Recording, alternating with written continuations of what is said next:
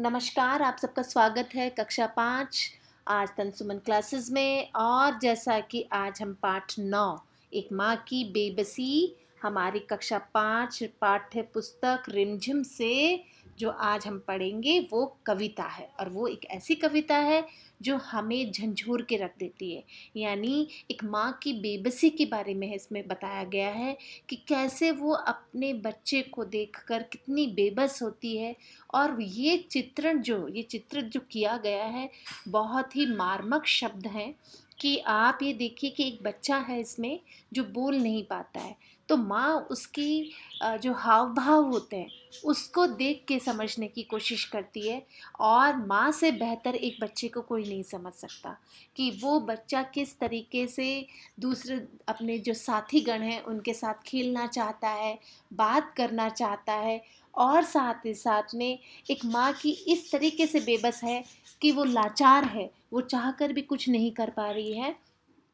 इस कविता की जो रचयिता हैं वो कुंवर नारायण हैं और बहुत ही अच्छे शब्दों में और बहुत ही चुनिंदा शब्दों को उन्होंने इस्तेमाल किया है इस कविता में कि किस तरीके से वो बच्चा जो है वो अपने साथियों के साथ खेलने आता है और फिर वो कोशिश करता है ये कि दूसरे जो उसके दोस्त हैं, दूसरे जो उसके साथी हैं वो उसको समझ सके।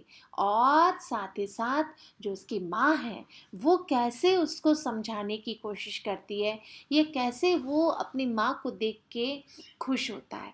तो चलिए पाठ शुरू करते हैं 9 एक माँ की बेबसी।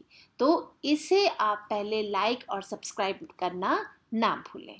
तो इस कविता में पढ़ते समय आंखों के सामने एक चित्र तो बनता है, बचपन का चित्र, और बचपन की खास खेल और साथियों का चित्र, उन साथियों से एक खास साथी रतन का और उसकी माँ का चित्र। इसे पढ़ो और महसूस करो। यानी ये ऐसे शब्द हैं इसके अंदर बच्चों कि आपको खुद को बड़ा फील होगा, बड़ा आपको अंदर से झंझोर के रखेगा ये कि कैसे कविता में धीरे धीरे पढ़ने की। अच्छा, आपको पता कविताएं जो हम पढ़ते हैं ये समझने की है, ये सिर्फ पढ़ने की ही नहीं होती है, ये हमें किस तरीके से सीख देती है, महसूस कराती है ना, हमें ये चीज़ होती है। तो अभी आपने कभी देखा है, हम जब छोटे थे, आप जब छोटे थे तो हमने पहली पोएम तो ज़रूर हमने ट्विंकल ट्विंकल, हालांकि हर बच्चा यही सीखता है ना, मछली जल की रानी है ना, ट्विंकल ट्विंकल। लेकिन अब वो भी हमें महसूस करना होता है कि ना कैसे एक मछली जल में रहती है। ठीक उसी तरीके से इस कविता में कवि ने बहुत अच्छा से चित्रण किया है कि एक बच्चा जो बोल नहीं पाता और फिर वो बच्चा कैसे उसकी माँ की बेबसी है ना, जो रतन है उसकी माँ की बेबसी को दिखाया गया है। तो इसे आपको महसूस भी करना होगा, इसे मन से उतरने में काफ़ी समय लगेगा आपको। लेकिन कभी कभी तो बरसों के बाद भी हमें बचपन की कई कविताएं याद आती हैं जिन्हें हमने पहली बार पढ़ा होगा। तो कविता में पढ़ने के बाद मन में किसी कोने में वो घर बना लेती है ना, और किसी मौके पर वो हमारे सामने उभर कर भी आती है। कविता कहानी सबके साथ ऐसा होता है, इसलिए हमें चिंतित होने की ज़रूरत नहीं है कि कविता में एक बार में पूरी समझ में आ जाए। कोई ज़रूरी नहीं है कि हमें कविता हमेशा समझ में ही आ जाए, उसे हमें महसूस करना पड़ता है। और ऐसा नहीं है कि वो एक बार पढ़ने में ही हमें समझ में आ जाए, लेकिन समय के साथ साथ वो हमें समझ में आने लगती है। तो आप भी इसे ज़रूर कोशिश करिए और हालांकि ये आपको ज़रूर समझ में भी आएगी। तो आपके सामने देखिए, आप ये फ़ोटो देखिए, ये जो चित्र है इसको देख के आपको ज़रूर महसूस होगा। क्या महसूस होगा कि एक बच्चा है, जो एक बालक है जो अपनी माँ की गोदी में बैठा है और जो सारे देखो उसके साथी गण उसी के हम उम्र जो बच्चे हैं वो खेल रहे हैं। अब जो उसके हम उम्र बच्चे अगर खेल रहे हैं वो अपनी माँ से इशारे में कह रहा है, ये देखिए लुक एट द हैंड, है ना, वो अपने हाथ से दिखा रहा है कि क्या माँ मैं भी खेल लूँ। तो कितने सुंदर तरीके से ये दिखाया है। और अब हम शुरू करते हैं पाठ 9 जो कि एक माँ की बेबसी है। तो इसमें जो एक कविता है उसको हम पहले शुरू करते हैं। तो ये जो पंक्तियां हैं बच्चे, ये हमारी पाठ्य पुस्तक रिमझिम से। जब भी हम कभी कविता का प्रसंग लिखते हैं, उसको शुरू करते हैं, तो हम क्या लिखते हैं कि प्रस्तुत पंक्तियां हमारी पाठ्य पुस्तक रिमझिम भाग 5 से ली गई हैं, जिसमें कि माँ की बेबसी से ली गई हैं। और इन पंक्तियों की रचयिता कौन है? कुंवर नारायण। अब कुंवर नारायण किस तरीके से बात करते हैं, कविता लिखते हैं, वो हमें पढ़ना चाहिए। न जाने किस अदृश्य पड़ोस से निकल कर आता था वह, खेलने हमारे साथ रतन, जो बोल नहीं सकता था, खेलता था हमारे साथ एक टूटे खिलौने की तरह। देखने में हम बच्चों की तरह था, वह भी एक बच्चा, लेकिन हम बच्चों के लिए अजूबा था, क्योंकि हमसे भिन्न था। अब भिन्न का मतलब क्या होता है? अलग, ठीक है।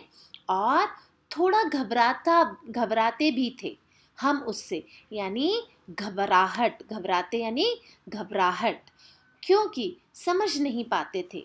अब आप ये देखिए उसकी घबराहटों को, यानी जो रतन बालक है जो, उसके बारे में इसमें बताया गया है कि कैसे रतन नाम का एक बच्चा है जो बोल नहीं पाता है और रोज इन बच्चों को साथ खेलने के लिए आता है।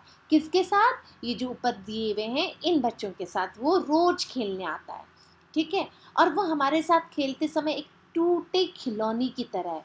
टूटा खिलौना, यहाँ से टूटा खिलौना का अर्थ है कि किस तरीके से वो बालक जो है वो क्या करता है, वो बोल नहीं पाता है। तो जब कोई खिलौना टूट जाता है हमारा, तो क्या होता है, हम उसे समझ नहीं पाते, है ना, हमारा अट्रैक्शन कम हो जाता है।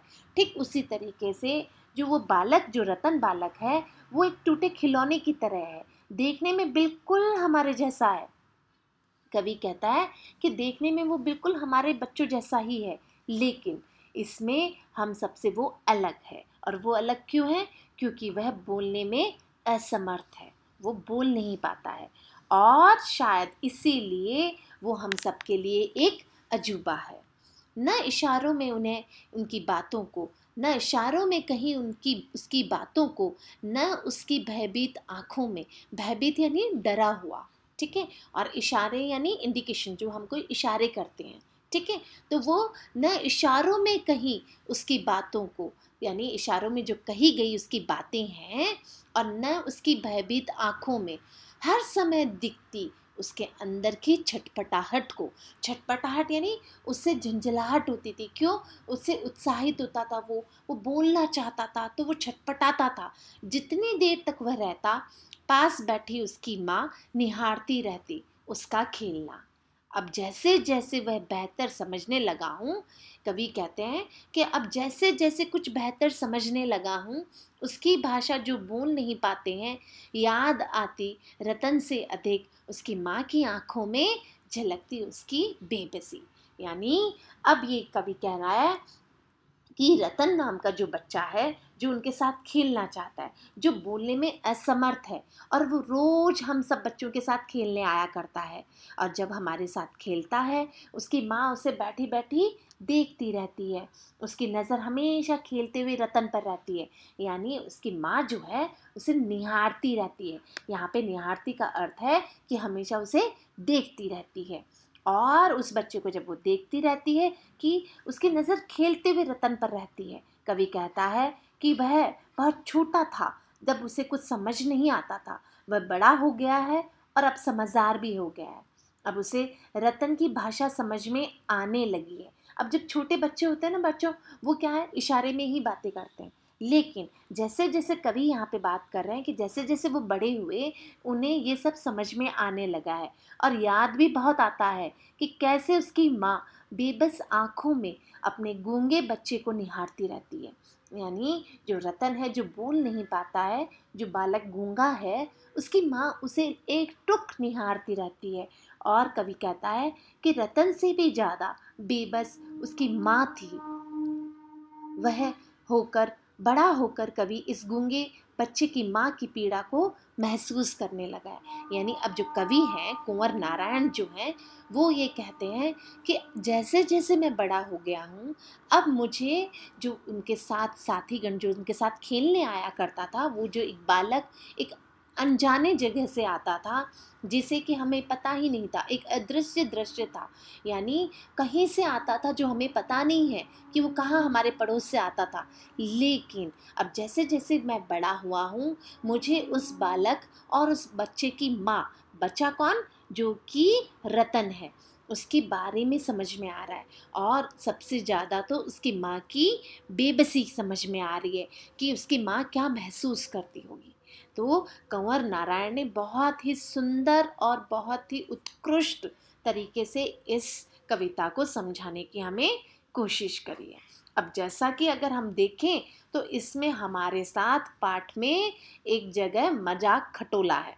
अब मजाक खटोला क्या है? तो मजाक खटोला अगर हम पढ़ें तो ये है मजाक खटोला, यानी किताब का वह भाग हास्य या हंसी की रचनाओं का है। किसी बात या रचना का ऐसा भाग जो सुनने में हमें बहुत हंसी आती है।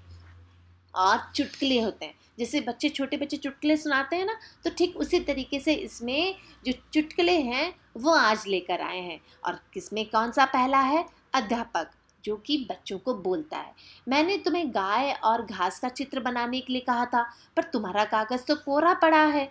दिनेश, सर मैं घास और गाय का चित्र बना रहा था, पर जब तक चित्र पूरा होता गाय घास खाकर अपने घर चली गई। ठीक है, यानी हंसी तो आ रही है हमें कि बच्चे ने घास ही बनाई थी, है ना, और फिर गाय बनाई, और फिर उसे चित्र जैसा बनाने के लिए कहा अध्यापक ने, तो उसने कोरा कागज ला के रख दिया। जब कोरा कागज ला के रखा तो अध्यापक ने कहा कि भाई ये क्या है? तो अध्यापक को दिनेश ने कहा कि आपने घास और गाय का चित्र बनाने के लिए कहा था, और वो गाय घास खाकर चली गई। इस चुटकुले में 3 ऐसी चीज़ें साफ साफ देखी जा सकती हैं जो कि हास्य रचना में होती है। अब कैसे होती है? स्थिति का दबाव होता है, लाचारी होती है। अब लाचारी से निपटने के लिए एकदम नई कल्पना हमें सूझ जाती है और शुरू की स्थिति उलट जाती है। यानी क्या होता है कि थोड़ा सा दबाव होता है, स्थिति थोड़ी सी लाचारी हुई, लेकिन हमारी कल्पना ने हमें इतना स्ट्रॉन्ग बना दिया कि हमने वो स्थिति ही बदल डाली। यानी चुटकुले की शुरुआत में दिनेश पर यह दबाव था कि वो एक चित्र बनाए, और चित्र उसने बनाया ही नहीं, दिखाया क्या, मगर उसकी कल्पना में एक ऐसा उत्तर आया जिसे कमी ढूंढना थोड़ा मुश्किल था। यानी कल्पनाशील कहा जाता है ऐसे बच्चों को, जो चीज़ हमें हंसने के लिए मजबूर करती है, और यह कल्पनाशीलता और सूझबूझ है। यानी उसमें क्लेवरनेस थी, यानी वो बच्चा बहुत क्या था, इमेजिनेशन उसमें पावर अच्छी थी, उसमें क्लेवरिटी थी। तो क्या किया उसने? स्थिति को दबा दिया। अब उसने किस तरीके से दबाया? पहले जैसा कि अध्यापक ने कहा था कि आपको गाय और घास का चित्र बनाना है, लेकिन दिनेश ने कुछ नहीं करा। तो यानी उसके दिमाग में एक ट्रिक आई, और ट्रिक क्या आई? इसने क्लेवरनेस दिखाते हुए खाली पेपर टीचर के पास रख दिया। टीचर तो कुछ नहीं बोल पाया उसको। क्यों नहीं बोल पाया? क्योंकि उस बच्चे ने कल्पनाशीलता को कल्पना करी, और ऐसा करके उसने सब कुछ टीचर के सामने उपस्थित कर दिया। तो इसमें हम ये देख सकते हैं कि हास्य रचना एक काल्पनिक स्थिति का निर्माण करती है, हमें हंसाकर रोजाना की वास्तविक दुनिया के दबावों को थोड़ा सा मुक्ति दिलाती है ना। हम कभी कोई हंसी की पिक्चर देखते हैं, हंसी का कोई चुटकुला सुनते हैं, तो हमारा जो माइंड होता है, हमारा माइंड स्ट्रेस फ्री होता है। हमारे जो दिमाग में दबाव होता है किसी काम को करने का, तो दबाव में थोड़ी सी देर के लिए हमें क्या मिल जाती है? थोड़ी सी देर के लिए हमें मुक्ति मिल जाती है। और यहाँ पे मुक्ति का अर्थ है थोड़ी सी राहत मिल जाती है। हास्य रचना हमें कुछ सिखाने की कोशिश नहीं करती है, वो केवल हंसाती है। ठीक है, तो ऐसी रचनाओं को गौर से देखकर हम यह समझ सकते हैं कि कोई रचना या उसकी भाषा हमें क्यों और कैसे हंसाती है। ऊपर दी गई 3 विशेषताओं को इस खंड की शामिल रचनाओं में ढूंढा जा सकता है। अब चावल की रोटियां, शीर्षक नाटक को कोको नाम के लड़के की लाचारी बढ़ती चली जाती है। यानी चावल की रोटियां अकेले बैठकर खाने में उसकी इच्छा अंत तक पूरी नहीं होती है। यानी जो बच्चा है, जो बालक है, उसका नाम है कोको और वो चावल की रोटियां खाना चाहता है। दूसरी तरफ एक दिन बादशाहत में रोजाना उसकी स्थिति उलट जाती है। घर के बड़ों को एक दिन बच्चों से की तरह जीना पड़ता है। तो उल्टी हुई स्थिति का मजा हम गुरु और चेला में भी देख सकते हैं। और अंधेरी नगरी की कहानी, जैसा कि आपने सुना होगा, अंधेरी नगरी, चौपट राजा, है ना। चीज का एक सामान की कीमत बिकती थी और ऐसी नगरी में गुरु और चेला एक मुसीबत में बुरी तरह फंस जाते हैं। अंत में एक अनोखी स्थिति बनती है और वे बच जाते हैं। तो कविता की भाषा पर ध्यान दें। हमें कविता के शब्दों और मुहावरों में प्रयोग छिपी हंसी को पहचान सकते हैं। स्वामी की दादी शीर्षक कहानी में स्वामी नाथन के भोले भाले प्रश्न सुनकर उसकी दादी मन ही मन खुश होती है। शायद दो बातें इस कहानी में मज़ेदार भी बनाती हैं। वो कैसे? एक दादी जो है वो स्वामी के सवालों को बहुत गंभीरता से ले लेती है और दूसरी दादी पोते दोनों अपनी अपनी बात का क्या करते हैं, उतावलापन और होड़ होती है दोनों में। पहेली बुझाने की कहानियां भी इसी तरीके से आनंद देती हैं। कैसे? अकबर और बीरबल के किस्से बहुत लोकप्रिय हैं। हम सब ने सुने होंगे ना अकबर और बीरबल के। तो उनमें अकबर और कठिन शब्दों का जवाब बीरबल बड़ी चतुराई से दे देता है। यानी अकबर जो है बड़ी से बड़ी समस्या लेकर आते हैं और किस तरीके से जो बीरबल हैं वो चतुराई से उनका जवाब दे देते हैं। गोनू जहाँ के किस्से भी आपने सुने होंगे।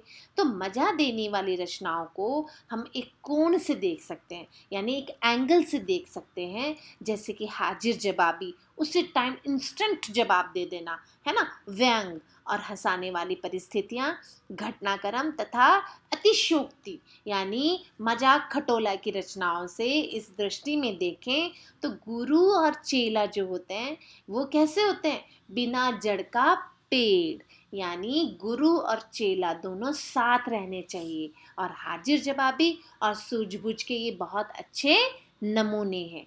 अब जैसे चावल की रोटियां हैं, एक दिन की बादशाहत है, ठीक है। स्वामी की दादी हमें हंसाता नहीं है, पर दादी पोती के बीच मजेदार संवाद यानी जो बातचीत उन दोनों के बीच में होती है वो हमें हंसाने के लिए मजबूर कर देती है। अब डब्बू जी के पहले कार्टून में अतिशयोक्ति से भी तो हास्य पैदा होता है, जो दूसरा कार्टून व्यंग का उदाहरण है। बच्चों में आज के समय में दिमाग में बहुत प्रेशर है ना। बच्चे क्या करते हैं, बहुत सारा वर्कलोड है बच्चों में, स्कूल में इतना होमवर्क, घर में इतना होमवर्क, फिर कॉम्पिटिटिव एग्ज़ाम, फिर क्या आ जाएंगे बच्चों के पीटी आ जाएंगे, बच्चों के एग्ज़ाम आ जाएंगे। तो बच्चों को अपने माइंड को स्ट्रेस फ्री रखने के लिए कभी कभी हास्य जो कविताएं होती हैं, हास्य जो नाटक होते हैं, ये सब भी उन्हें देखना ज़रूरी होता है। क्यों ज़रूरी होता है? ताकि उनके दिमाग की जो क्षमता है वो तो बढ़ती है, सोचने की क्षमता तो बढ़ती है, साथ में वो स्ट्रेस फ्री हो जाते हैं। यानी उनके दिमाग पे जो दबाव होता है वो थोड़ा सा हल्का हो जाता है।